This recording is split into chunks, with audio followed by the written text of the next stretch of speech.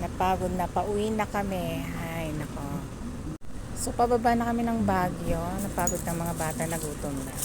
Nandito kami sa Linangan. Ayan, si Tita Miara. Hello! CR muna si Sheng. Ayan. Papunta naman kami ngayon. Next destination. Maganda yung CR nila. Ayan, o. Next destination, Bulacan muna kami. Punta muna kami doon sa mga tito ko, tita. Pagod na. Ay, nako. Ayan, bilisan nyo. Gutom na ang mga dalagita. Maganda sa gabi dito. Kasi ganda ng mga ilaw nila, lightnings. Saka yung ambience. Ayan, o. Wala nang beauty ko. Pagod na. Haggard. Ayan. Diyan ba? Saan ba tayo po pwesto? Ha? Ayan. Kano kaya ang price nito?